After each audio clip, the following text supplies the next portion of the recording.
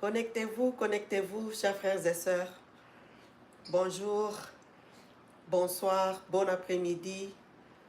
Tout dépendra de l'heure à laquelle vous allez suivre cette émission. Connectez-vous. Ça va être une émission très importante. Oui, selon le titre, ça va vraiment être une émission très capitale. Oui, connectez-vous. Appelez les amis, appelez les voisins, signalez dans le groupe. Oui, dans vos groupes, signalez que Femme Leader est en ligne. Alors, connectez-vous, ça va nous faire beaucoup plus de bien. Alors, chers frères et sœurs, n'oubliez pas que notre chaîne n'est pas difficile à trouver parce que j'ai eu ce genre de préoccupations pour dire, Femme Leader, je n'arrive pas à retrouver ta chaîne facilement. Si vous voulez être informé directement si nous sommes en ligne comme ça, juste cliquez votre cloche de notification, désactivez votre cloche de notification et cela va beaucoup vous aider en ce que à chaque fois j'allume la caméra comme ça, vous serez directement, vous aurez une notification pour dire que Femme Leader est en ligne. Alors ça va beaucoup vous aider et ça va beaucoup faciliter les choses. Autrement dit, trouver notre chaîne, ce n'est pas aussi compliqué que ça. Vous allez seulement sur Google, même sur votre téléphone. Allez sur Google, tapez Femme Leader TV.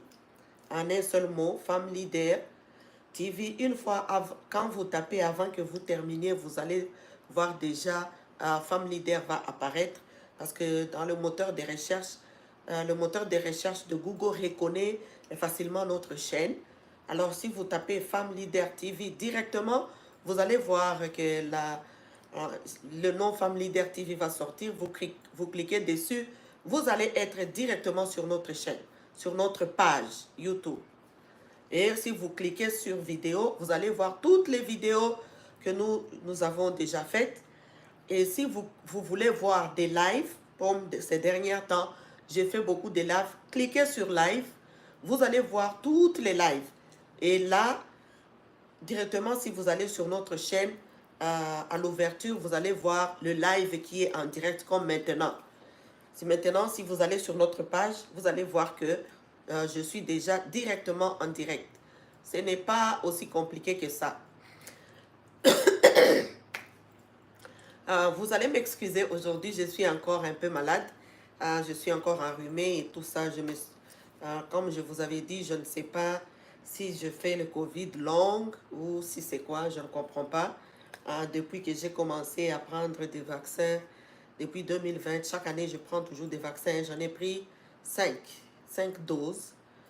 J'ai comme l'impression que de plus en plus, mon système immunitaire est faible. Je suis très souvent malade. Si je suis enrhumée, ça ne va pas trop vite. Je ne sais pas si c'est quoi. C'est le Pfizer que je prends. Je ne sais pas qu'est-ce que ça fait dans mon corps, ces histoires-là, c'est compliqué. Alors voilà, chers frères et sœurs, vous m'excuserez pour ça, pour la voix. Et peut-être si j'ai besoin d'un peu de confort.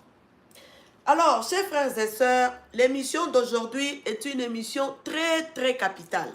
Je demande à tout le monde de se connecter, appeler les amis, appeler les voisins, partagez au maximum cette vidéo, ça va beaucoup plus vous aider.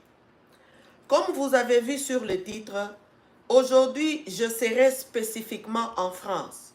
J'avais prévu de faire une autre émission, comme j'avais prévu, j'avais promis de parler sur la Belgique, des informations là-bas.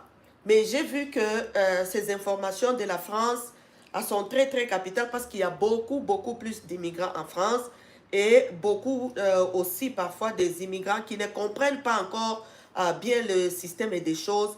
Ces informations sont très capitales. L'émission d'aujourd'hui, partagez-la au maximum, envoyez à des gens. Voilà l'importance de Femmes Leader. Beaucoup ont appris seulement qu'il y a eu beaucoup de changements, il y a eu beaucoup de mesures que l'immigration française a prises. et le gouvernement français qui vont entrer en vigueur déjà en 2025. Beaucoup ne connaissent pas. Beaucoup savent seulement qu'il y a eu des mesures, ne savent pas exactement c'est quel genre de mesures qui ont été mises en place. Parce que les mesures qui ont été mises en place sont des mesures qui demandent beaucoup plus d'attention, beaucoup plus de vigilance, parce que c'est une façon, il y aura beaucoup de déportations en masse. Mais ça ne va pas se faire comme du genre qu'ils vont au cinéma, ils prennent tout le monde et on vous déporte. Non, ça sera cas par cas. Ils ont tellement mis des pièges que les gens vont se retrouver en situation compliquée. Ça sera difficile de se rattraper et les gens sont rapatriés. Dans toutes les mesures qu'ils ont données pour l'immigration en France, ils ont mis toutes les pièges qu'ils ont mis. Les conséquences, c'est que si tu omets à une mesure, les conséquences, c'est la déportation. Donc, si tu rates de faire telle ou telle autre chose, il n'y aura plus d'excuses comme avant, où est-ce qu'ils étaient un peu très larges, ils pouvaient être un peu compréhensifs. Non, cette fois-ci, en cas d'omission d'une mesure, directement, c'est la déportation. Voilà pourquoi je suis venue aujourd'hui pour essayer d'éclairer un peu tout le monde, surtout nos mamans qui ne comprennent pas encore, qui sont un peu âgées, qui ne comprennent pas bien le système. Il y a beaucoup qui étaient des femmes mariées, ou est-ce que peut-être c'est le conjoint qui s'occupait des affaires, maintenant ils ne sont plus ensemble, la personne est seule. Il y a toutes sortes de personnes. Il y a aussi la distraction du travail et tout ça. On est en train de chercher, c'est compliqué de faire attention à des documents. Maintenant, faire attention à tes documents d'immigration, ça va être très capital. Il y va de ta survie pour rester en France. Voilà, chers frères et sœurs, de quoi, selon le titre d'aujourd'hui, c'est que je vais essayer de parler. Mais avant que je commence, je vous demande de partager. Je vous demande, avant de partir, de liker un peu, chers frères et sœurs. Liker, ça va nous faire beaucoup de bien. Soutenez cette chaîne parce que nous avons beaucoup de projets. Nous avons besoin d'acheter beaucoup de choses pour faire un studio normal, où est-ce qu'on pourra vous montrer différentes affaires, différentes vidéos aussi à l'appui. Alors, il y aura ce genre de choses. Nous voulons, si vous avez besoin de soutenir la chaîne, allez sur notre page, ouvrez sur à propos, quand on explique pour la chaîne, tu vas voir, il y a une adresse email. Vous pouvez nous écrire à cette adresse-là et nous allons vous lire. Ça va être très bien. Alors, chers frères et sœurs, bonjour, bonsoir, bon après-midi, rebonjour, tout dépendra de l'heure à laquelle vous allez suivre cette émission. Cette émission, c'est une émission très capitale, précisément pour la France. Pour ceux qui ont immigré en France, qui sont en France en ce moment, ou soit qui ont besoin d'immigrer en France. Vous avez appris qu'il y a des mesures qui sont sorties, des mesures que le gouvernement français et l'immigration française a mis en place. Alors, beaucoup n'arrivent pas à déceler c'est quel genre de mesures. Alors, moi, dans toutes ces mesures-là qu'ils ont données, j'ai synthétisé ça, tous les points. Je vais vous parler des 10 points des mesures très essentielles qui sont prises à l'immigration ou au gouvernement français. Chers frères et sœurs, ces mesures que je vais vous donner, c'est très capital. Partagez-la au maximum, comme je ne cesse de me répéter, pour que nos mamans, nos jeunes qui ne sont pas encore, et puis même nos jeunes frères qui ne sont pas très éduqués, qui ont la difficulté de comprendre des choses, ces mesures sont très capitales parce que beaucoup seront rapatriés, beaucoup vont se voir privés de certains bénéfices, de beaucoup de choses, parce qu'ils ont omis juste une petite information, soit ils ont manqué beaucoup d'informations. Voilà pourquoi Femme Leader est là, pour essayer de vous éclaircir sur la situation et essayer de faire voir des choses clairement pour que vous puissiez comprendre. Parce que ça peut arriver à tout le monde. Toi, tu peux croire que tu es déjà correct, mais non, tu es peut-être encore en difficulté. Voilà, chers frères et sœurs, c'est quoi est-ce que je vais vous parler. Alors, premier point, si vous avez le stylo, notez. Ça, c'est très capital. Comme j'ai dit, beaucoup savent seulement, hey, il y a des mesures. Il y a beaucoup de mesures qui ont été prises. C'est quelles mesures? Tu ne connais pas c'est quelles mesures. Ce ne sont pas juste des mesures comme ça. Ce sont des mesures qui peuvent toucher tout le monde. Première mesure, le renouvellement de permis de séjour à la date requise. Première mesure, le renouvellement de permis, votre permis de séjour à la date requise. Qu'est-ce que ça veut dire? Ça veut dire que maintenant là en France, tu dois renouveler ton permis à la date exacte qu'on t'a demandé de... Grande fille, donne-moi un peu de l'eau, ma bouteille d'eau, s'il te plaît. Excusez-moi, le rhume, ça me sèche un peu la bouche. Ouais, merci beaucoup. Merci. Prenez votre vin, votre boisson préférée. Moi, c'est de l'eau.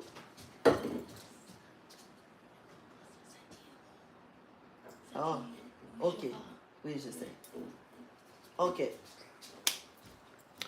Alors, chers frères et sœurs, renouvellement des permis à la date requise. C'est-à-dire, maintenant là en France, si par exemple, ton permis, comme maintenant on est au mois de mai, ton permis va expirer au 15 juin. Donc, à partir du 15 juin, au plus tard, le 15 juin, ton permis doit être déjà renouvelé. Avant, ce qui était avant, c'est que, par exemple, ton permis pouvait être renouvelé le 15 juin. Beaucoup de personnes faisaient en sorte qu'ils pouvaient déposer le dossier de renouvellement le 13, le 14, voire même le 15. Il y en a d'autres qui venaient en retard, venaient par exemple déposer le dossier le 17, le 20, voire même le mois de juillet, un mois après. La France était tolérante. L'immigration française, en ces temps-là, était tolérante. Acceptez ça. Du fait que tu as introduit ton dossier, il continuait, tu as introduit ton dossier pour renouvellement, il ne s'en occupait pas, tu pouvais continuer à faire ce que tu as à faire et puis eux, ils vont te renouveler plus tard. Maintenant, ce n'est plus possible. Tu dois renouveler à la date requise. Par exemple, comme je viens de le dire, si ton permis doit expirer le 15 juin, avant le 15 juin, tu dois déjà avoir le permis renouvelé. C'est-à-dire, si le 15 juin arrive et qu'on trouve que, par exemple, ton dossier est encore à l'immigration, ton dossier n'est pas encore renouvelé, tu vas être déporté. La conséquence, c'est que c'est la déportation immédiate. Alors ça là, c'est très capital. Parce que je sais que beaucoup de personnes sont négligentes, beaucoup de personnes sont tellement occupées, ne font pas très attention. Alors, qu'est-ce qu'il faut faire pour éviter que la mesure tombe sur toi? Ce qu'il faut faire, c'est que, premièrement, quand il reste un mois, par exemple, pour que ton permis expire, introduis déjà le renouvellement. Parce qu'ils ont réduit le temps de traitement des dossiers.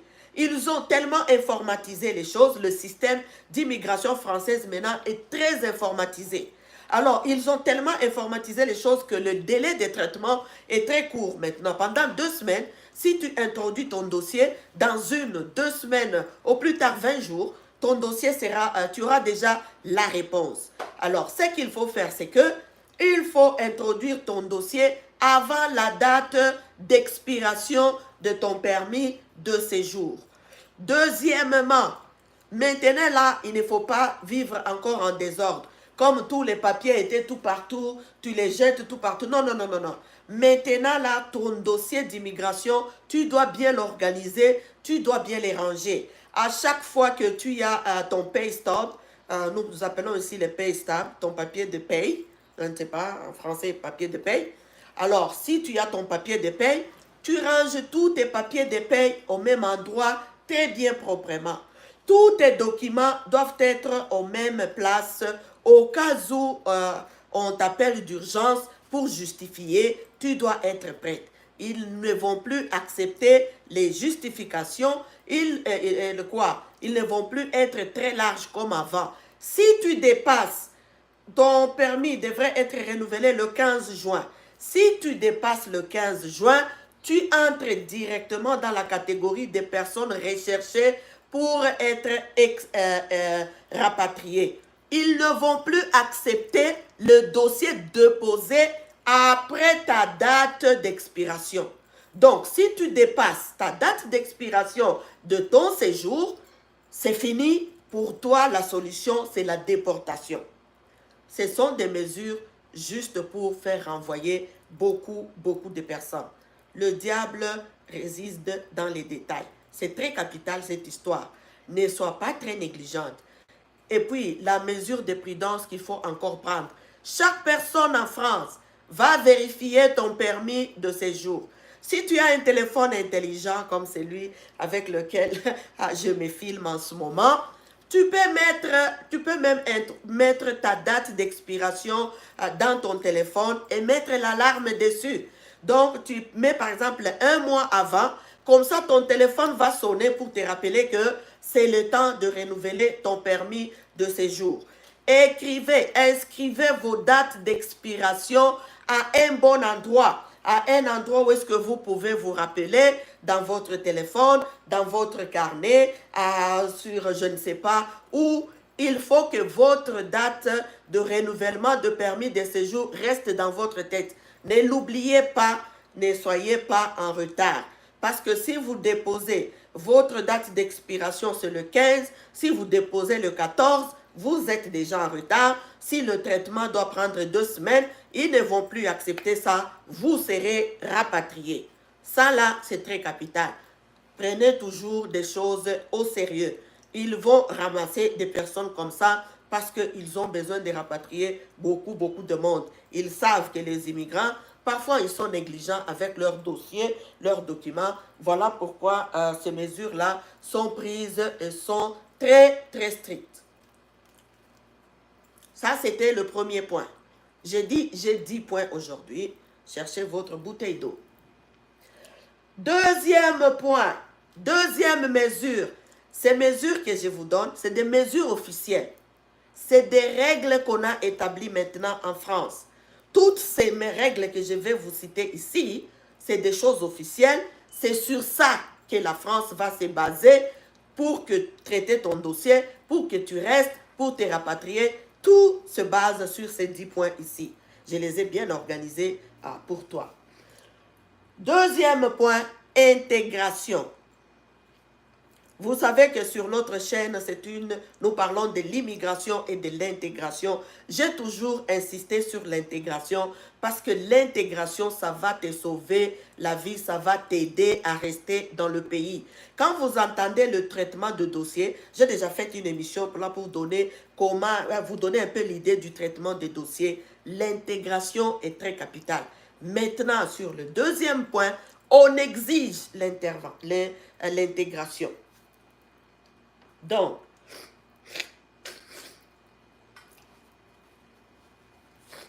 parler de l'intégration, quand tu vas aller renouveler ton permis de séjour, l'immigration va, même si tu as, comme je dis, tu as introduit ton dossier bien avant, tu es en règle, c'est correct, l'immigration, comme condition pour renouveler ton permis de séjour, ils doivent s'assurer que tu es intégré. L'intégration passe par faire du bénévolat. L'intégration passe par avoir du travail. L'intégration passe par l'engagement communautaire. L'intégration passe par apprendre, s'inscrire au cours des langues. C'est très capital, ces choses.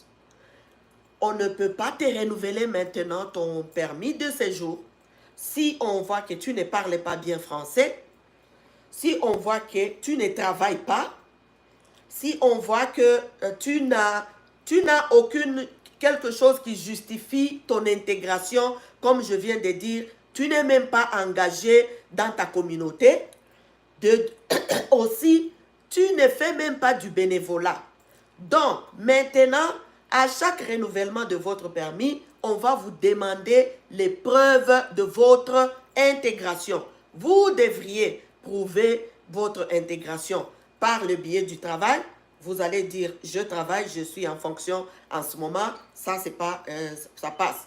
S'il arrive que ton temps de renouveler, tu ne travailles pas, montre quelque chose qui montre que tu as intégré. Il faut dire, tu dois montrer par exemple tes heures de bénévolat. Tu es allé faire du bénévolat quelque part. Quand tu pars maintenant faire du bénévolat quelque part, exige une lettre, exige une preuve. Demande aux personnes là où tu es allé faire du bénévolat de te faire un papier, un document pour dire que tu as travaillé telles heures, tu as aidé à cet organisme pendant telles heures, telle date, des choses comme ça. Parce que ces documents-là vont être très utiles s'il arrive que le temps de renouveler ton dossier, tu n'as pas du travail, ça peut arriver. Ça arrive à tout le monde. Il peut t'arriver que tu perds ton emploi et puis quand tu es en train de chercher le travail, ton temps de renouveler ton document arrive. Alors, à ce temps-là, si tu n'as pas de travail, il faut prouver, donner une autre preuve. La preuve aussi qui est acceptable, c'est la preuve du bénévolat. Si tu ne fais pas le bénévolat, l'engagement communautaire, comme on a toujours dit, par exemple, qu'est-ce que vous faites? Comme je vois par beaucoup de papas vont aller coacher les jeunes garçons qui font les sports et tout ça. Tout ça là, c'est les engagements communautaires. Quand il y a des femmes qui aident aux mamans de lire, qui enseignent les mamans les cours de cuisine, toutes ces activités communautaires là, on va maintenant commencer à vous exiger les preuves de ça pour que tu sois renouvelé. Ça là, c'est le deuxième point.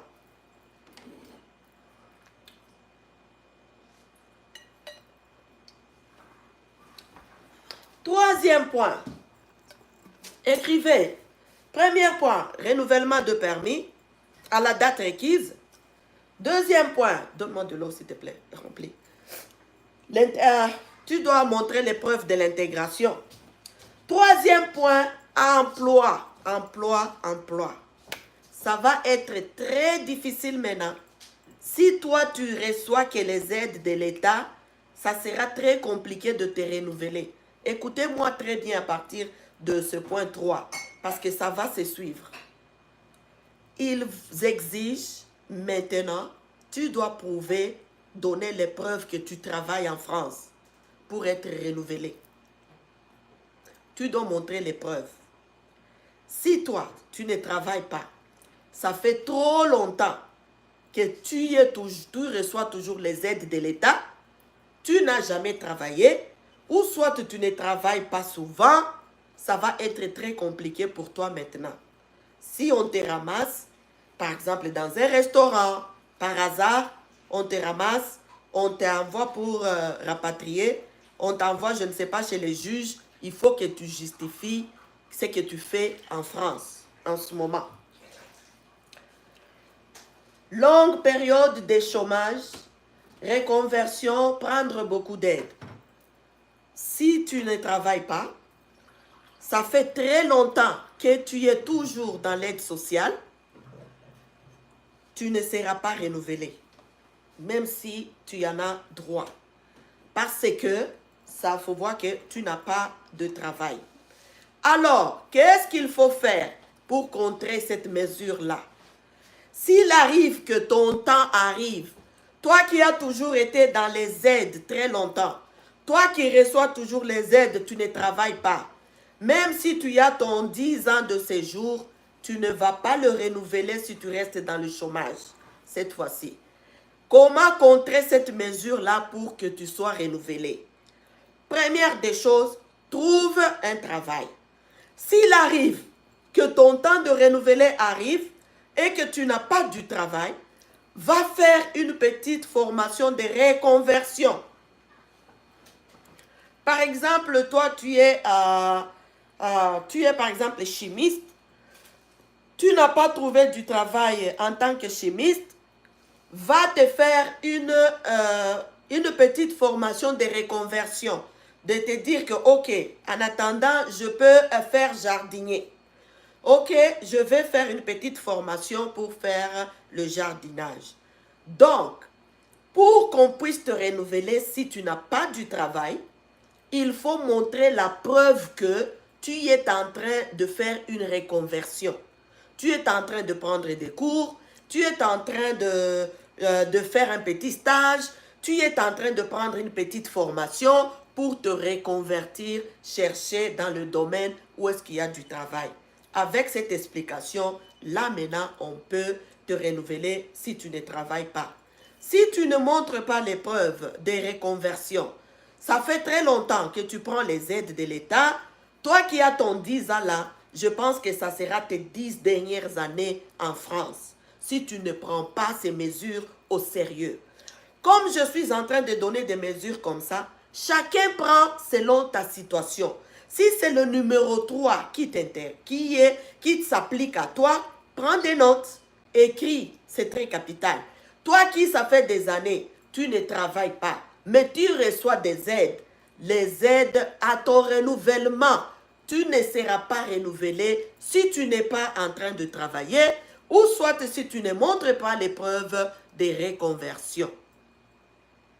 Ça là, c'est le point 3. C'est très capital. Appelle maintenant les voisins. Prends ton téléphone, je te donne 1 minute. Appelle les autres, partage cette émission. Allez dans vos groupes, mettez cette émission en direct pour que tout le monde écoute. Ça va chauffer, je vous assure. Je ne blague pas. Ici au Canada, je suis comme une référence. Toutes les choses que j'ai dit, ça s'est fait exactement comme je les ai prédit. Vous là en France aussi, beaucoup des autorités en France me suivent. Écoutez, ne négligez pas, parce que les règles ils vont être très dures. Alors, sois très intelligent pour prendre ces mesures au sérieux.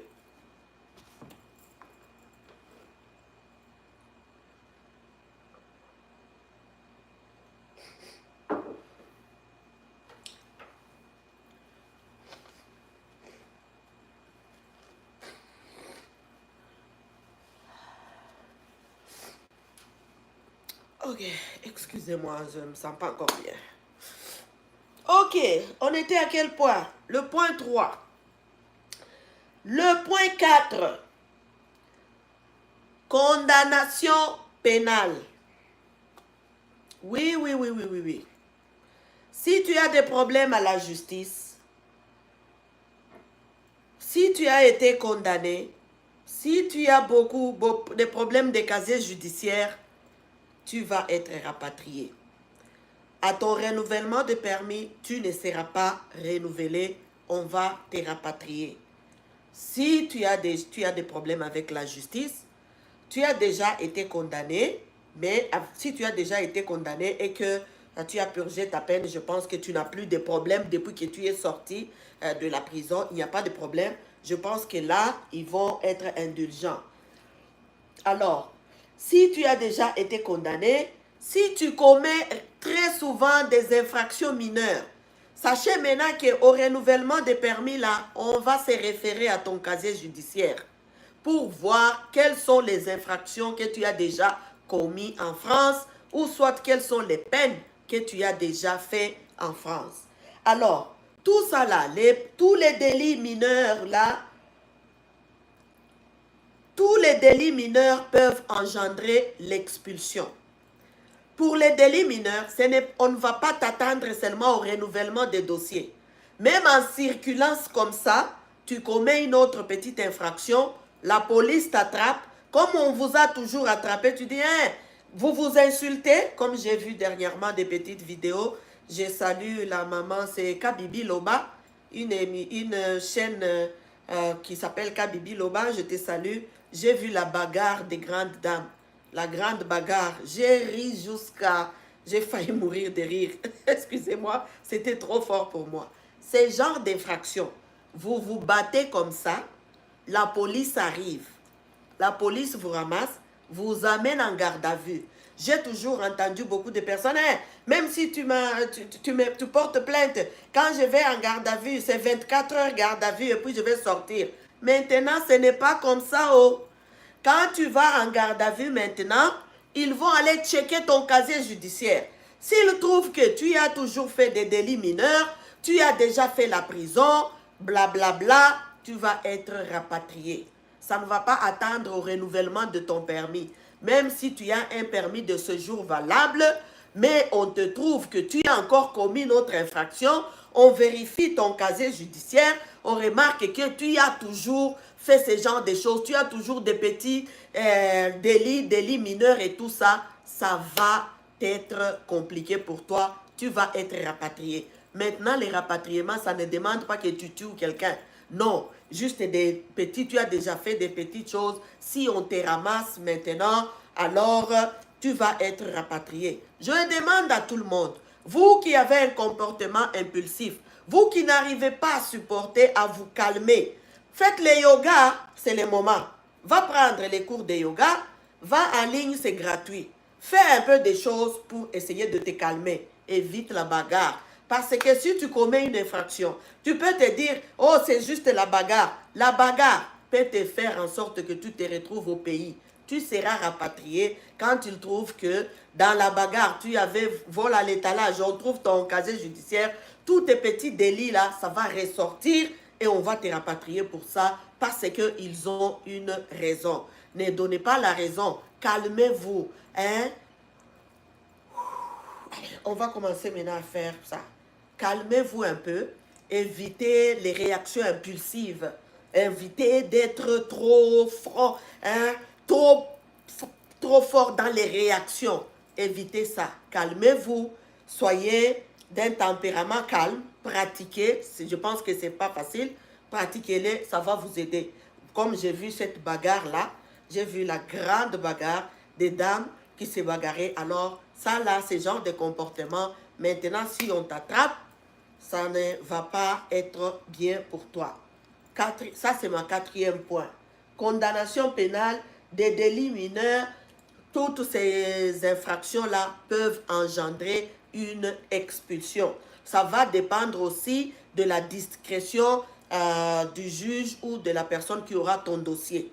Alors, si la personne décide que, parce que c'est parmi les mesures qui sont sorties, qui vont être en vigueur en 2025, si la personne décide de te rapatrier, il n'est pas en dehors. À moins que tu trouves quelqu'un de bon cœur qui peut te donner une deuxième chance. Alors, toi qui as toujours fait, tu sais très bien que tu as un casier judiciaire entaché. Pour rester en France, tu dois te calmer un peu. Tu dois faire, comme on dit au Canada, calm down. OK? Yeah, you need to calm down. Tu dois un peu te calmer, ça va beaucoup t'aider. Alors, ça c'était le point 4. Alors, sur le point 4, comme je disais, ça va dépendre de la discrétion de la personne qui a ton dossier. Comme je viens de le dire, le juge va évaluer la gravité de l'infraction. Qu'est-ce que tu as fait?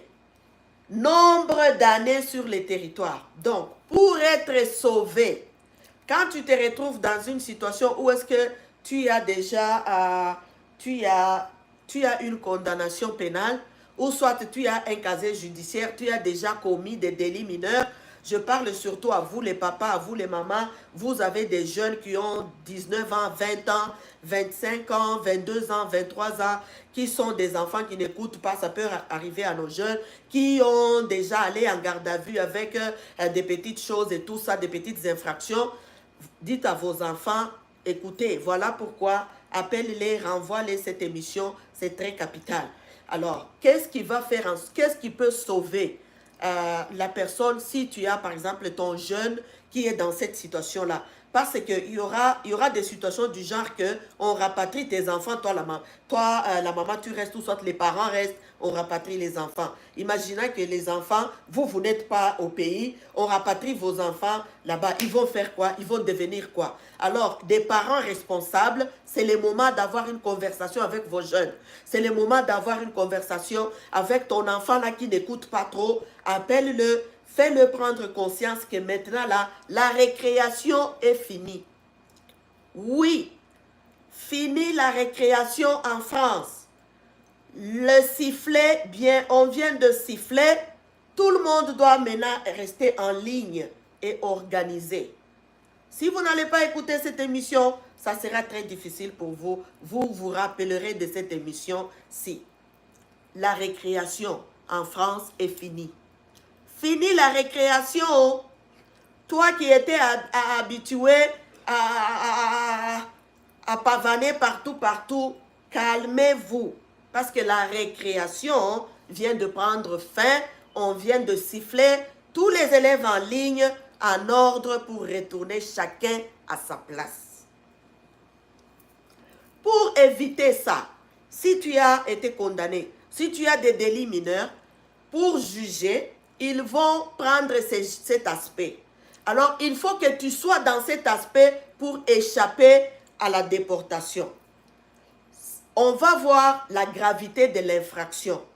Si l'infraction est très grave, selon, comme j'ai dit, la discrétion du juge, c'est lui qui va évaluer ça, on va voir. Ça là, si l'infraction n'est pas aussi grave que ça peut te sauver. Deuxièmement, ils vont vérifier le nombre d'années sur les territoires français. Ça fait 20 ans que tu vis en France. Ils vont évaluer aussi ça. Bien sûr, tu as commis l'infraction, mais ça fait combien d'années que tu vis en France? Si tu viens d'arriver, ça fait seulement une année, tu seras rapatrié. Déporté, je ne sais pas, rapatrié. Il faut un beau mot là. Tu seras rapatrié. Celui peut-être qui a beaucoup d'années en France pourra être épargné. Parce que selon ce que j'ai réfléchi, le juge peut dire que mais ça fait 20 ans qu'il vit ici, il a des racines ici, c'est la personne qui vit ici, il est difficile de le ramener parce que sa vie est en France. Il y a ce genre de choses. Ça là, ça peut t'aider, ça peut t'éviter d'être déporté. Troisième qui peuvent t'aider qui peuvent t'éviter d'être rapatrié, c'est les liens familiales.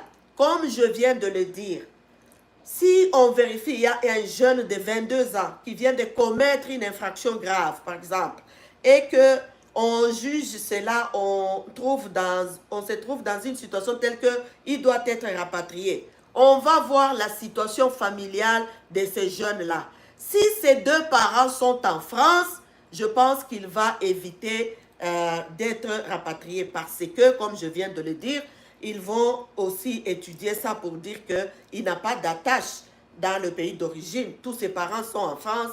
Alors, ça là, ça peut te sauver la vie. Alors, je dis trois choses. Retenez très bien ces choses ici. C'est très capital pour le point 4. Le point 4 qui est la condamnation pénale et les infractions des délits mineurs. Pour être sauvé, pour éviter d'être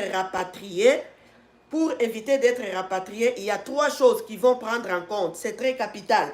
La gravité de l'infraction, le nombre d'années sur les territoires français et le lien familial, si tu as de la famille en France. Là, les trois choses-là peuvent t'aider, malgré que tu as commis une infraction grave, ces trois points peuvent t'aider à rester en France. Vous qui avez toujours des problèmes avec la justice, écrivez ces trois points pour que vous y restez dedans en cas d'infraction. Parce que parfois les infractions arrivent, il y a d'autres choses que les gens font, comme je dis, par impulsivité, sans prévenir. La bagarre, il y a des choses comme ça qui peuvent arriver sans que vous les prépariez. Alors c'est ça. Ça, c'était notre point 4.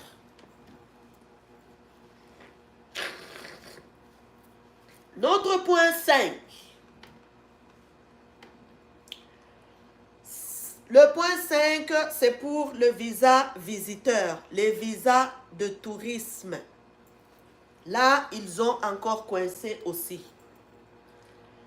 La durée de validité de visa touristique, c'est-à-dire, si ton visa de touriste expire, tu dois quitter le territoire avant que ton visa expire.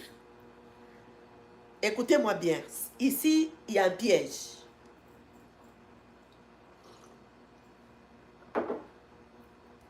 Qu'est-ce qui arrive? Tu es entré en France avec le visa de touriste. Ça fait 20 ans que tu vis en France, mais tu y étais entré avec le visa de touriste. Si on t'attrape et qu'on vérifie ton historique, tu y es automatiquement rapatriable. On va te rapatrier. Tu es candidat à retourner. Mais il y a des choses qui vont faire en sorte qui peuvent te retenir. Par exemple, tu as du travail, tu as déjà ton travail, tu t'es déjà intégré, tu as par exemple fondé déjà une famille, tu es quelqu'un qui n'a jamais eu les problèmes avec la justice. Ces points-là peuvent te sauver à rester en France. Mais si tu étais entré avec le visa visiteur, ton visa de visite, il faut le renouveler avant que le visa expire. Si on remarque que toi là, le visa expire et que tu restes en France un peu longtemps, si tu sors et que tu veux encore revenir avec le visa visiteur, ils ne vont pas te les donner parce que tu as l'habitude de ne pas renouveler à temps. Ça là aussi, c'est très capital. Pour ceux qui font toujours des allers-retours en France, assurez-vous que si votre visa va expirer, il reste 2 jours, la meilleure chose à faire, c'est d'introduire le renouvellement à partir de la France. Si à partir de la France, je ne sais pas comment ça fonctionne là-bas, si à partir de l'intérieur, on ne peut pas te renouveler, sors le plus vite possible pour sauver à ce qu'on te renouvelle encore, pour que tu aies encore la chance de revenir. Parce que si ton séjour, si ton visa expire, tu restes en France, tu es resté même 5 jours, 10 jours et puis tu es sorti après, dans ton historique, ça va montrer que tu n'avais pas renouvelé, tu n'avais pas sorti la France juste à ton expiration de ton permis. Donc, tu es resté en France illégalement pendant un certain temps. Ça te donne une mauvaise image et ça te donne une flash rouge pour dire que tu es une personne à trop contrôler, trop vérifier. Ce qu'il faut éviter, surtout pour ceux qui voyagent beaucoup, ce qu'il faut éviter, c'est d'être dans la catégorie à l'immigration d'une personne qu'on doit beaucoup contrôler. Il faut éviter ce genre de choses parce que en allant trop dans ton placard, on risque de trouver d'autres squelettes qui risquent de te retrouver, de te mettre dans des situations difficiles. Évitez ça, renouvelez toujours votre permis avant. Mais si toi, tu étais entré en France, ça fait des années que tu es là, tu étais entré comme visiteur, ça fait même 10 ans, 5 ans, tu vis en France, tu seras rapatrié si on t'attrape. Alors à partir de maintenant, si tu n'as jamais travaillé depuis que tu es entré avec ton visa visiteur, cherche un accrochage, c'est le moment de le faire. Va te chercher un travail, commence à faire du bénévolat, commence à faire les activités communautaires, implique-toi pour que ça te sera une justificative au moment où on va t'attraper. Quand ils vont commencer à débattre sur toi pour il faut la rapatrier ou non, tu auras des choses à présenter sur la table. Comme je disais, il faut avoir des cartes. Comme Trump disait à Zelensky, you don't have it. Tu n'as pas de cartes pour mettre sur la table. Oui, c'est un langage. Tu dois aussi avoir des cartes pour mettre sur la table le jour de ton procès. Tu vas justifier. Si les juges te posent la question, parce que vous savez, les juges là, ils posent parfois des questions, vous pouvez penser que c'est banal, mais c'est très capital. Ils peuvent te dire, ok madame, dites-moi pourquoi tu dois rester en France. C'est juste, cette question paraît simple, mais c'est une question difficile à répondre. Oui madame, ok, je vais t'aider. Dites-moi d'abord, pourquoi moi, juge, je dois te laisser en France? Qu'est-ce que tu réponds à cette question? Tu restes pourquoi? Pour prendre les aides de l'État? Ben, tu vas rester pour faire quoi? Il faut maintenant que tu te justifies. Il faut convaincre le juge de rester en France. Alors, moi, si j'étais à ta place, oui, monsieur le juge, j'ai besoin que tu me laisses en France. Parce que je suis très utile aux enfants qui font du sport chaque soir. Les activités sportives après l'école, c'est moi qui les supervise. Je suis bénévole dans différentes écoles. C'est nous, avec notre équipe, qui organisons des petites compétitions scolaires. Nous sommes les bénévoles, nous faisons les entraînements, nous sommes les coachs, on ne nous paye pas. Ces jeunes-là ont besoin de moi. Je les aide à chaque fois, monsieur le juge. Voilà pourquoi il faut me laisser en France pour que je continue à faire ce que je fais avec des jeunes. Pourquoi je dois te laisser en France, madame? Parce que, monsieur le juge, à notre salle communautaire, c'est moi qui aide les femmes illettrées à lire. Elles ne savent pas lire, elles ne savent pas écrire. Alors, nous avons notre groupe à notre salle communautaire. Je vais là-bas 2 fois par semaine. Je lis les livres à des dames. Je les apprends à lire. Je les apprends à essayer de comprendre le système français. Je les explique. Je les aide avec leurs papiers. Mais si toi, le juge te pose cette question, madame, pourquoi je dois te laisser en France? Non, parce que j'ai des enfants. Si je pars en Afrique, je ne peux pas les nourrir. Ah, donc, toi, tu es ici pour prendre les aides. Hein? Au revoir, madame. Parce que ici, chez nous aussi, la famille, maintenant, c'est difficile, même en France.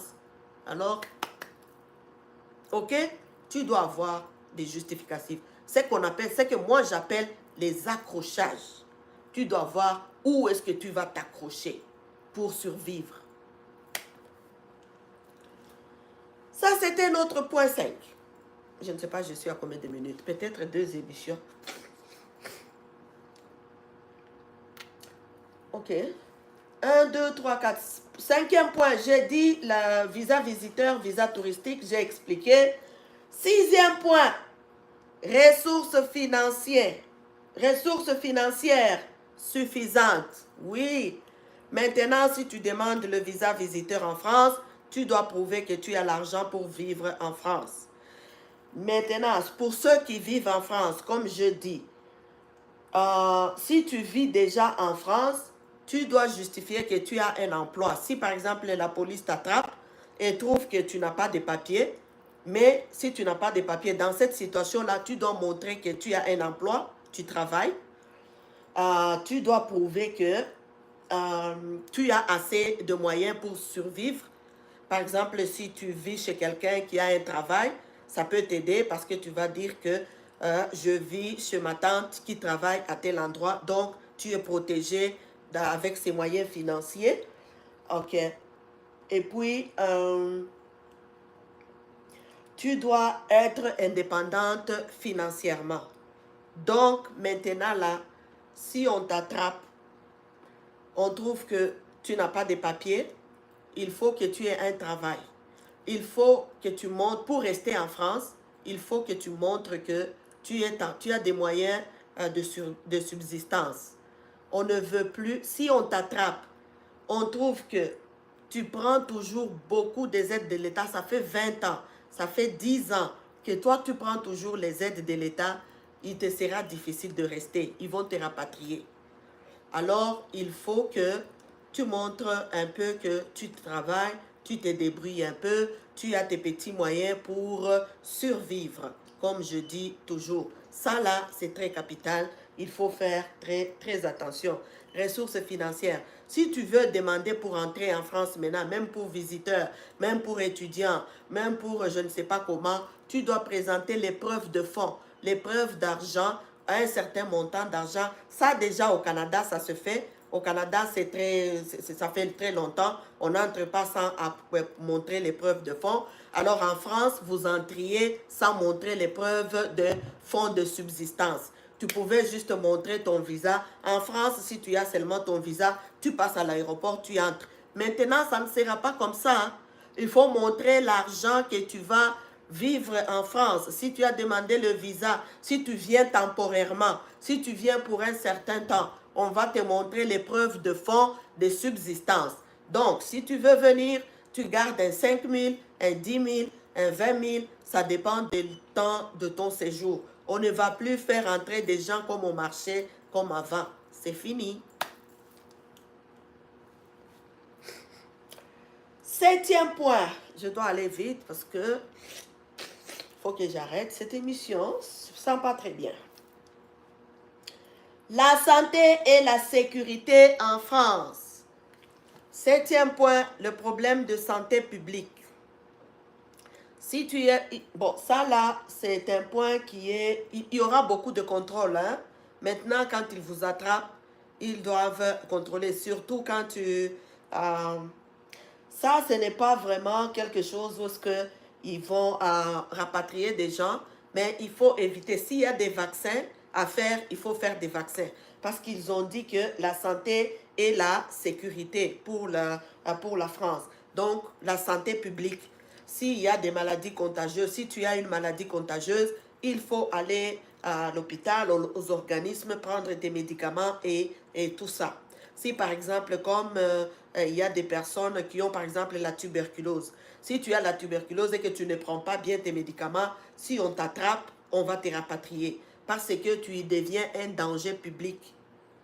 Là, il faut maintenant être très sérieux. Si tu es malade et que tu prends une certaine catégorie de médicaments, il faut les prendre. Si on dit qu'il y a des vaccins à faire, fais tes vaccins, garde tes papiers, ça pourra t'aider. Donc maintenant, on peut rapatrier des gens même pour motif de santé. Si on remarque que tu as une certaine maladie qui demande, par exemple, il faut que tu prennes, comme je viens de le dire, qui peuvent contaminer la population et que toi, tu ne prends pas au sérieux. Tu as le sida, par exemple, tu es inscrit pour aller prendre tes médicaments, mais tu ne prends pas tes médicaments au sérieux. Maintenant, vous serez contrôlé. Si on t'attrape, on vérifie que tu dois aller prendre tes médicaments à chaque semaine, par exemple, à tel endroit. Ça fait des semaines tu sautes. Il y a d'autres mois tu viens, d'autres mois tu ne viens pas. Tu es maintenant un danger public. Tu risques de contaminer les autres. Tu seras rapatrié si on t'attrape dans cette situation-là. Alors prenez votre santé au sérieux. Ça va beaucoup, beaucoup aider. Il faut toujours avoir des documents médicaux avec vous et demander aussi les documents médicaux. Il faut les avoir pour justifier au moment où il faut... tu peux par exemple aller pour renouveler ton permis. Alors on vérifie, on voit que tu prends certains médicaments. Alors s'ils ont besoin de te refuser de renouveler le permis, ils peuvent s'accrocher à ça. Ils peuvent te faire une surprise. Madame, toi tu es malade, tu devrais nous montrer tes preuves de vaccination. Tu devrais être vacciné. Où sont tes preuves de vaccination? Donne-nous les papiers de preuves de vaccination. Ou soit donne-nous les preuves que tu prends tes médicaments régulièrement. Si tu n'as pas de preuves, montrer les preuves, tu n'as pas besoin d'aller au bureau, tout ça. Si tu prends des médicaments régulièrement, montre juste les boîtes de médicaments. Va chez toi, prends tous les cartons de tes médicaments, là, tous les contenants vides, là. Allez leur donner pour montrer que je prends toujours mes médicaments. Les contenants vides sont là pour éviter les poux, chercher un pou dans la tête d'un chauve. Ça va être ça en France maintenant. Alors, il faut faire très attention. Ça là, c'était le point 7. Le point 8, documentation incomplète ou frauduleux. Hey, frauduleuse. Là, c'est très capital. Vous allez m'excuser, je vais être peut-être percutant, mais un peu aussi codé pour éviter certaines choses. Parce que là, ça devient intéressant.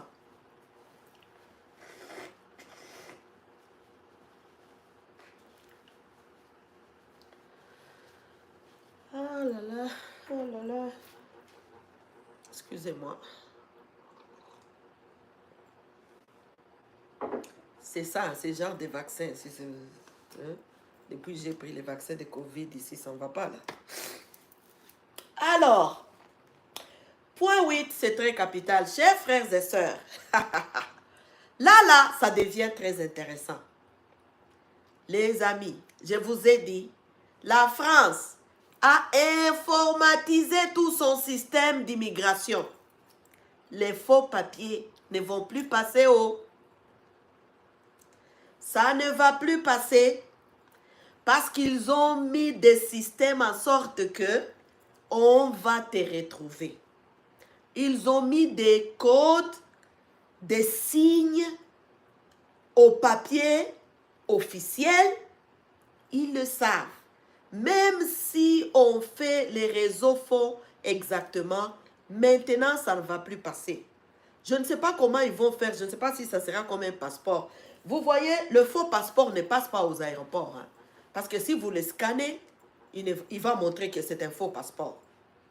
C'est ce qui va arriver avec les papiers en France. C'est fini la récréation. Les réseaux là, ne donnez plus l'argent, beaucoup d'argent là-bas. C'est le moment de suivre la voie légale, de commencer à suivre le processus normal pour avoir tes vrais papiers. Parce que là, ça devient très compliqué.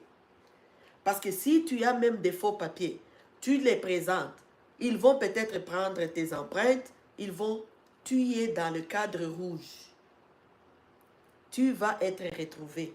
Alors, ils vont déjà directement savoir que telle personne a des faux papiers, telle personne a des vrais papiers. Ils ont travaillé leur système d'immigration, ils ont informatisé beaucoup de choses. Ça va être très difficile que les faux papiers passent. Ce qui, si tu as ce genre de choses, si tu as ce genre d'habits-là, il faut commencer maintenant à être vigilant. Ok. Alors, ne présentez pas les papiers n'importe où ou à n'importe qui. Ça devient un peu compliqué. Documentation incomplète. Il ne va plus être tolérant. Quand tu vas aller renouveler tes documents, il y a d'autres papiers qui manquent. S'il y a des papiers qui manquent, non, ils ne vont plus accepter ça. Tu vas être rapatrié. Si on te demande d'aller présenter des dossiers et qu'on trouve que dans ton dossier, il y a des choses qui manquent, directement, il ne faut pas attendre. Avant, il paraît, ils attendaient. Ils peuvent te donner du temps pour dire, va nous chercher tel papier et puis tu vas revenir. Maintenant, c'est fini. Si tu es en train de travailler ton dossier, tu dois bien documenter tes affaires. Voilà pourquoi maintenant, là, il ne faut pas, vous, surtout les mamans qui sont dépassées avec les enfants, quand on commence à chercher les papiers de paye, les papiers le mois d'avril et en dessous du lit, celui du mois de février et au-dessus des tables, c'est lui, maman, c'est fini. Cette récréation-là est finie. À partir d'aujourd'hui, tous tes papiers, achète le quoi? Achète le chemisier là qu'on appelle les choses. Il y a beaucoup de choses pour mettre des papiers dedans. Mais trouve-nous des chemisiers en plastique là, même si l'eau déverse dessus, tes papiers sont protégés. Garde tous tes papiers au même endroit.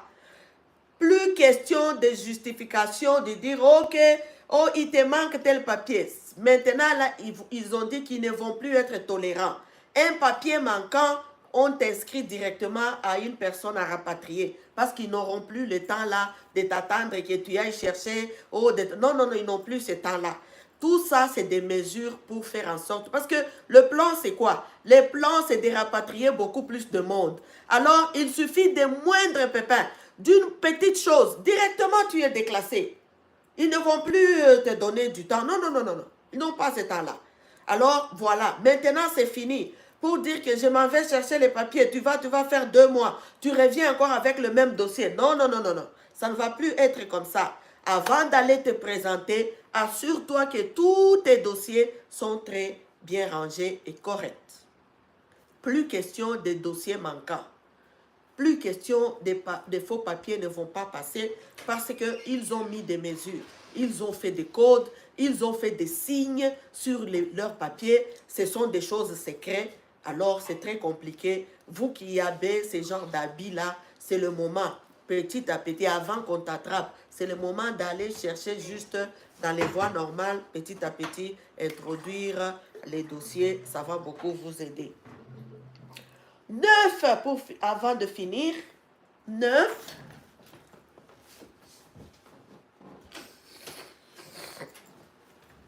Ok, pour 9. Modification de regroupement familial. Oui, oui, oui, oui, oui. Ils ont modifié pour le regroupement familial. Les regroupements familiaux ne vont plus se faire n'importe comment. Comme je vous ai dit, les preuves de fonds, les regroupements familiales, ils ne sont plus automatiques. Donc, tu peux demander le regroupement familial. Tout d'abord, pour empêcher le regroupement familial, ils ont ajouté le délai de traitement. Donc, les délais de traitement des dossiers de regroupement familial vont être très longs. La longueur là de tout ce temps-là, c'est pour enquêter sur des personnes que tu as demandé de venir ici. On va les vérifier aussi. Si c'est des personnes majeures, dans un premier temps, avant qu'ils trouvent du travail, s'ils viennent visiter, ils doivent montrer les preuves de fonds, les preuves de l'argent de subsistance sur les territoires français. Donc, quand vous faites le regroupement familial, si c'est une personne adulte, ne peut pas entrer en France sans montrer que j'ai 10 000 dollars à le temps que je trouve du travail que je vais utiliser pour survivre. Maintenant, là, si toi, tu veux parrainer des gens, ça ne sera plus juste où tu as le visa. Non. Toi, là, qui appelles des gens, il faut maintenant que tu leur donnes, s'ils n'ont pas de moyens, il faut que tu mettes l'argent à leur disposition pour qu'on leur montre. S'il n'y a pas de preuve de fonds, on ne donne pas le visa. Ça devient très compliqué. Les délais vont être très longs. Et puis, il n'y a pas toujours des garanties qui vont accepter les gens que tu as parrainés. Il y aura beaucoup de refus. Les contrôles seront renforcés. Et puis, ils vont être très sélectifs. C'est ce que je dis. Ils vont aussi vérifier peut-être l'âge. Toi, tu fais le regroupement familial de quelqu'un qui a 60 ans, 58 ans. Ils se disent, mais il va faire combien de temps? Il va travailler quoi? Il y aura ce genre de sélection-là peut-être. Je ne sais pas.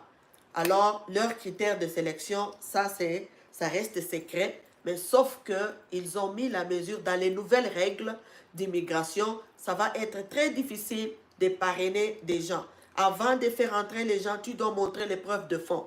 Tu dois montrer que tu as la capacité de les supporter. Ce n'est plus comme avant, tu fais entrer 5 personnes. Oh, ce sont mes enfants. Tu dois montrer que tu travailles.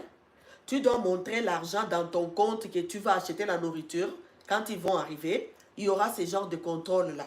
Donc, si tu ne travailles pas, si tu ne montres pas que tu as l'argent dans ton compte, ils ne vont pas accepter les membres, cet regroupement familial-là. Ça devient comme au Canada. Nous, on est déjà habitués à ça. Vous, vous étiez très bien. Maintenant, on a refermé. J'ai vu que toutes les mesures que la France a prises, beaucoup sont ceux du Canada déjà. Parce qu'ici, chez nous, moi, comme ça, pour parrainer quelqu'un, l'immigration doit aller dans mon compte pour vérifier si j'ai assez d'argent pour nourrir cette personne que j'appelle. Sinon, on ne donne pas le visa. Les fonds, les preuves de fonds, ça doit être prouvé. Vous aussi, maintenant, vous avez cette mesure. Fini de sorte que toi, tu es dans l'aide sociale, tu fais le regroupement familial. Personne ne va plus entrer comme ça. Surtout vous qui prenez beaucoup d'aide, ça fait des années, ça fait longtemps. Fini la récréation, il n'y aura plus de regroupement familial pour vous. Donc, tu deviens comme quelqu'un qui a fermé les portes aux autres. Seulement les personnes qui sont actives, qui se sont intégrées, qui montrent les preuves de fonds, qui montrent qu'ils sont capables de subvenir aux besoins des personnes qui vont venir le temps que les gens s'installent, le temps que les gens trouvent du travail. Alors là, ils ont vraiment coincé. Ça devient très compliqué. Si tu as déjà introduit les dossiers de regroupement familial, c'est le moment. Garde toujours un certain montant dans ton compte pour que quand ils vont aller vérifier, quand ils vérifient, hein, comme on a fait ici chez nous, ils ne vont pas te dire qu'ils sont allés vérifier. Ils appellent juste la banque parce que c'est dans le cadre de leur travail, collaboration, des choses. Ils vont juste appeler la banque, ils donnent l'information pour dire vérifiez-nous le compte de Madame telle qui demande le regroupement familial. On trouve dans ton compte qu'il y a seulement 300 dollars. On ne va pas faire entrer des gens. Alors, vous êtes obligé de garder toujours vos épargnes, un certain montant dans votre compte, un 10 000, un 20 000, un 30 000 que vous ne touchez pas si vous avez besoin de faire le regroupement familial. Parce qu'il faut prouver le preuve de fonds pour faire entrer les gens. Si toi, tu n'as pas de preuve de fonds, c'est lui que tu appelles. Si lui a ses petits moyens, il faut qu'il ait aussi des preuves de fonds qu'il pourrait peut-être lui justifier pour dire que non, je ne veux pas être je ne veux pas être en charge de ma soeur ou de mon frère, je vais subvenir à mes besoins, voilà ma preuve de fonds. Là, on pourra lui donner les visas, il pourra faire le regroupement, il pourra entrer comme regroupement familial. Alors, ça c'était le numéro 9.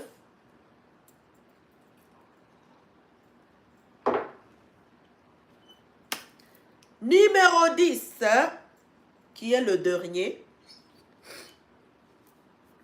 c'est menace politique. Ah, menace politique. Vous qui faisiez des marches en désordre, vous qui insultez vos politiciens, vous allez faire des marches, vous allez casser, vous allez faire toutes sortes de choses. Faites maintenant les choses dans les règles de l'art. Faites les choses maintenant correctement. Parce que la récréation vient de prendre fin. Quand on vous attrape avec cette histoire de menace politique, vous n'êtes pas pardonnable. Vous n'avez même pas besoin de passer chez le juge. Vous êtes reporté directement. On veut que vous alliez faire la politique chez vous, pas ici. Si vous faites la politique là-bas, faites-le dans les règles de l'art, en suivant toutes les règles, en suivant les lignes directrices. Alors, menace politique, qu'est-ce qu'on entend par menace politique? Je vais de le dire ici. Et aussi, terrorisme. Si on t'attrape que tu as fait du terrorisme, impardonnable directement, rapatriement. Si on vous retrouve la radicalisation, vous commencez à vous radicaliser, vous êtes trop radical dans vos propos, gardez votre bouche, vous là, gardez. Oh, nous sommes dans un pays de droit. Et la France, oui, la France a un pays de droit, mais il a mis des règles qui sont très dures maintenant. Réfléchissez toujours avant de sortir n'importe quoi. Évitez la radicalisation. Si on t'attrape, que tu es en train de te radicaliser, ils n'ont pas besoin de temps à perdre. Rapatriement directement. Tu n'as pas besoin de porter plainte. Ils ne vont même pas s'occuper de « Oh, j'ai porté plainte. Oh, j'ai mes droits. » Que tu aies la nationalité, que tu aies des papiers, que tu n'aies pas de papiers. Le cas de radicalisation, de terrorisme, c'est le rapatriement immédiat. Il n'y a pas de discussion à faire. Il n'y aura même pas de procès ou de débat sur ça. C'est fini. Crime organisé. Ah, là, parlez à nos jeunes. Surtout nos jeunes. Nous savons que c'est le moyen de survivre. Beaucoup de jeunes, on les attrape souvent avec un petit marijuana, des choses comme ça, on t'attrape, on te met en prison, 6 mois de prison, et puis tu sors, et puis c'est fini. Si on t'attrape dans ces affaires-là, dans tout ça, je dis en général, crime organisé, c'est le rapatriement. Il n'y a plus de temps. Ils ont dit que les juges ont tellement de dossiers qu'ils ne vont plus s'attarder sur des dossiers de quelqu'un qui a fait le terrorisme, de quelqu'un qui y est dans le crime organisé, de quelqu'un. Donc, pour ces 3 cas de radicalisation, pour ces 3 cas-là, c'est directement les rapatriements. On n'a pas de temps à justifier. Donc, tu vas commencer à justifier, tu es déjà là-bas. Là, il n'y a pas de discussion. Ça, c'est le dernier point. C'est très capital. Parler à nos jeunes. Je sais que parfois, les jeunes n'écoutent pas. Ils sont parfois dans ces activités-là, mais c'est aussi une façon de survivre. Il y a beaucoup de jeunes, vous voyez, nos jeunes maintenant, il faut un basket, il faut le téléphone, il faut payer le téléphone, tout ça. Quand il n'y a pas du travail, il n'y a pas beaucoup d'emploi pour les jeunes. Parfois, d'autres jeunes vont s'aventurer dans ce genre d'activités-là. Il faut leur parler, surtout si c'est des jeunes immigrants. Il faut leur dire qu'ils n'ont pas de chance. C'est très compliqué. Ça risque d'être très compliqué pour eux. Ils doivent éviter ce genre de comportement-là Parce que maintenant, là, si on te fait choper, vivre en France, maintenant, ça va demander un prix. Ça va être très difficile pour rester en France. Ça ne sera plus comme avant. Alors, surtout vous qui êtes déjà habitués, ça fait des années que vous vivez là-bas. Ça fait des années que vous êtes là-bas, mais toujours dans l'illégalité, beaucoup de choses. Sachez maintenant, soyez informés que les choses ne seront plus comme avant. Alors, quand vous êtes très bien informés, vous savez quoi faire, quel comportement prendre, qu'est-ce qu'il faut faire et ça va vous épargner des ennuis. Voilà le but de l'émission de Femmes Leaders pour venir vous éclairer un peu avec ces 10 points ici. Parlez-en à vos enfants, parlez-en à vos maris, parlez-en à vos jeunes et ça va beaucoup nous épargner des stress, des problèmes familiaux. Ça va risquer d'être très compliqué. Et surtout, vous êtes déjà habitués à vivre en France, être déraciné encore. Je sais que ce n'est pas facile. Si ça fait 10 ans que tu vis à un certain endroit, te retourner au bled là, tu n'as plus de... Tu n'as plus... c'est très compliqué de vivre au bled. Parce que tu as perdu les références, tu as perdu contact, c'est très compliqué un peu. Tu es déjà habitué à un certain endroit. Alors, ça sera un peu difficile, ça sera très dur. Mais le problème avec ça, c'est que ce sont des mesures, parce que beaucoup ont appris.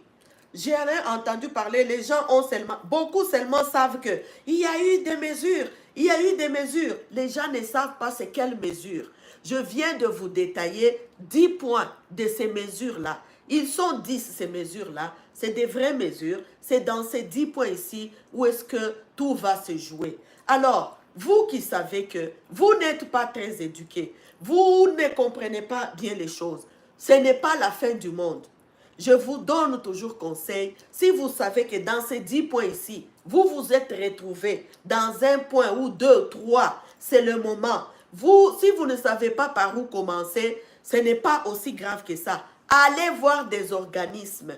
Dites-leur que j'ai suivi une émission de Femmes Leaders à citer les 10 points pour rester en France. J'ai vu que j'ai 2 ou 3 points qui risquent de me compliquer. Qu'est-ce que je peux faire pour arranger ma situation? Les organismes vont vous aider. Ils sont là pour ça. Allez demander de l'aide. N'oubliez pas d'aller voir les juristes. Vous avez toujours ce qu'on appelle l'aide juridique. Allez voir les avocats, allez voir les juristes, demandez conseil. Demander conseil chez un avocat, ça ne demande pas toujours que tu vas payer. Allez à l'aide juridique, allez commencer maintenant à savoir quelle est l'aide juridique que tu as dans cet espace où est-ce que tu vis. Allez voir ces avocats-là, posez des questions. Ce n'est pas seulement que... Non, pose juste une question. Il ne faut pas avoir peur d'un avocat. L'avocat ne va pas te dénoncer, ce n'est pas son travail. L'avocat ne va pas te rapatrier. Par contre, c'est l'avocat qui peut t'aider et qui peut te donner des conseils qui peuvent t'aider. Quand toi, tu as honte pour dire, ah, il va savoir que je ne sais rien, ou bien, non, non, ils sont là pour ça. Va voir l'avocat pour dire, papa avocat, moi là, je ne comprends pas bien les choses. Mais je ne sais pas, qu'est-ce qu'il faut faire à un tel point. Moi, ça fait 20 ans. Je n'ai jamais travaillé. Tu peux lui expliquer tout ce que tu veux. Quand j'avais trébuché, j'avais mal au dos. Et ça ne permet pas que je travaille. Maintenant, j'ai entendu que si je dois aller renouveler, il me reste 2 ans pour renouveler. Commencez toujours bien avant. Il me reste 2 ans pour que je renouvelle mon permis. Mais moi, je n'ai jamais travaillé. J'ai appris que si je pars là-bas, on va me bloquer, on va me rapatrier, on ne va pas me renouveler parce que ça fait longtemps que je prends les aides. Les juristes vont t'aider à échapper à ça. Il va te dire, hé madame, avec les nouvelles mesures, regarde ce qu'il y a. Ce que tu dois faire. 2 ans, c'est beaucoup. Tu peux récupérer la situation. Alors, il peut te dire, va prendre tel document pour ton dos là qui était pour justifier quand tu vas aller renouveler. Il peut te dire, va à l'hôpital. Va demander, je ne sais pas quel examen. Comme ça, c'est justificatif. Il va te donner des conseils. Ne restez pas enfermé dans votre maison. Ne restez pas que je vais échapper à la police. Non, tu peux les échapper aujourd'hui, demain, mais pas dans 10 ans. On va toujours te ramasser. Ils peuvent commencer à venir comme ça, vous êtes dans une fête, la police vous attend dehors. Chaque personne qui sort, on commence à vous contrôler. Ça ne sera pas bien. Femme leader vous a dit merci beaucoup de suivre cette émission. Bien que je ne me sens pas bien, j'ai fait beaucoup d'efforts pour vous donner l'émission d'aujourd'hui. Parce que je me suis dit, mon émission, ma chaîne est là pour ça. Ma chaîne s'appelle Femme Leader TV. Nous parlons de l'immigration et de l'intégration. Nous prenons parfois les volets immigration ou intégration ou les deux. Alors quand j'ai vu ça, je me suis mis dans ma tête, j'ai vu déjà mes mamans, j'ai vu mes grandes sœurs, j'ai vu mes petites sœurs qui ont nagé, qui ont dépensé toute leur fortune pour entrer en France. Avec ces mesures ici, les gens vont se retrouver sur le rond-point ne sachant quoi faire. Si tu es dans ton entourage, tu connais quelqu'un dans cette situation, il vient d'arriver, surtout ceux qui viennent d'arriver, 1 année, 2 ans, 3 ans, ils n'ont pas beaucoup de chance. Ils vont beaucoup les rapatrier s'ils n'ont pas d'accrochage. C'est le moment. Toi aussi, si tu as des problèmes de papier, ne garde plus secret. Ce n'est pas un tabou maintenant. Parle. Peut-être la personne à qui tu vas parler peut t'aider. Si tu restes enfermé, un jour, on va te voir que tu n'es plus venu au marché de Roissy. Tu n'es plus venu au marché. Les gens commencent à se demander, on commence à te voir au bled. Ça ne va pas bien faire. Chers frères et sœurs, c'est le moment. Si toi, c'est le mari qui a toujours fait des choses, c'est le moment de poser des questions. Hé, c'est où là? Où est-ce qu'on est? Où est-ce qu'on en est? À partir d'aujourd'hui, si toi, tu as déjà des papiers, ne dors pas sur tes lauriers pour dire j'ai mes papiers. Tu continues à faire la fête. Non, non. Vérifie tes papiers là. Il reste combien de temps pour aller les renouveler? Peut-être quand j'ai fait cette émission, ton papier expire, c'est demain. Tu pensais que c'était comme avant, tu iras même après demain pour aller renouveler. Non, ça ne va plus fonctionner comme ça. Garde la date de l'expiration de tes papiers. Tu peux l'écrire même dans le téléphone pour que 1 mois avant, que ton téléphone ring, comme on dit ring, sonne.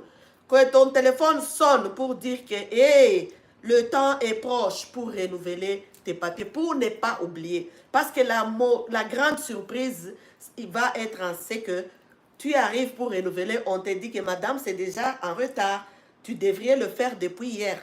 Tes papiers ont expiré depuis hier. On ne prend plus les papiers expirés. Il fallait venir bien avant. Tu y es directement candidat. C'est ce qui va arriver. Ils ne vont même pas te recevoir. Ils vont regarder seulement tes papiers et dire, madame, tu ne vas pas déposer ton dossier parce que tu es en retard. Merci d'avoir suivi Femme Leader TV. Continuez de vous abonner, continuez de liker et de partager, continuez de soutenir cette chaîne et surtout, je vous demande, continuez de prier pour votre femme leader afin que Dieu me donne toujours la force de venir vous parler, de faire des recherches pour vous, pour nous éviter les expulsions. Je n'aime pas voir quelqu'un être expulsé parce que je sais d'où nous venons. Ce n'est pas facile d'entrer dans ce pays-ci. Alors, si quelqu'un est déjà dedans, non, ne préférez pas que la personne sorte. Alors nous devrons nous battre. Ils ont utilisé leur cerveau pour mettre des choses, utiliser aussi des nôtres pour nous échapper. C'est-à-dire, cerveau contre cerveau, nous restons dans l'illégalité. Merci d'avoir suivi Femme Leader TV. Partagez, continuez de vous abonner et à dimanche prochain à la même heure. Merci et prenez soin de vous.